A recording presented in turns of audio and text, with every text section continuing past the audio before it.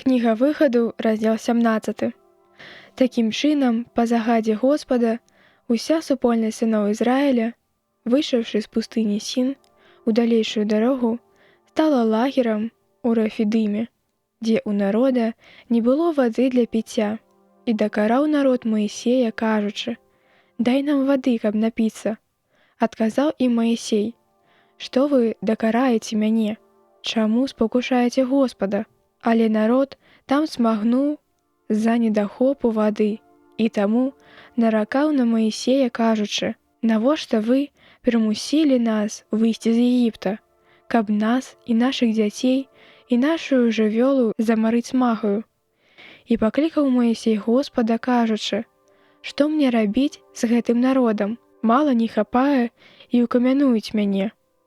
І Господ сказаў Маісею, кажучы: «Выйдзі да народа і вазьмі некалькі старэйшын Ізраіля з сабою, і кій трымай у руцэ тваёй, якім ударыў раку, і ідзі.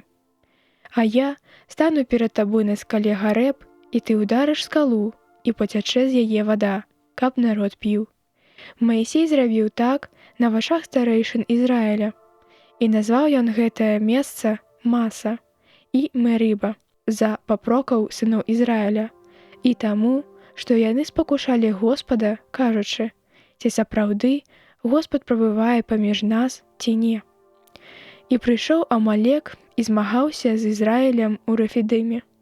І Маісей сказаў Ешуа: «Выберы нам мужчын і ідзі, ваюй з Амалекам.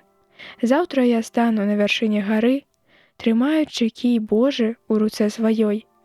І зрабіў Ешуа, як сказаў яму Маісей, і ваяваў супраць Амалека, а Маісей і Аарон і Гур узышлі на вышыню гары. І пакуль Маісей трымаў рукі паднятымі, перамагаў Ізраіль, а калі апускаў, перамагаў Амалек. А рукі Маісея былі цяжкімі, таму узялі яны камень і паклалі пад яго, і ён сеў на яго, а Аарон і Гур падтрымлівалі рукі яго з абодвух бакоў. І здарылася так, што рукі яго не стамляліся да заходу сонца. І Ешуа перамог Амалека і народ яго вастрыём меча.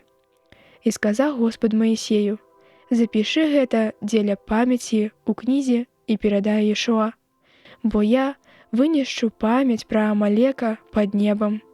І Маісей пабудаваў ахвярнік і даў яму імя Яхве Нісі, кажучы: «Бо падняў руку на пасад Господа. Дзеля таго вайна ў Господа супраць Амалека будзе з пакалення ў пакаленне».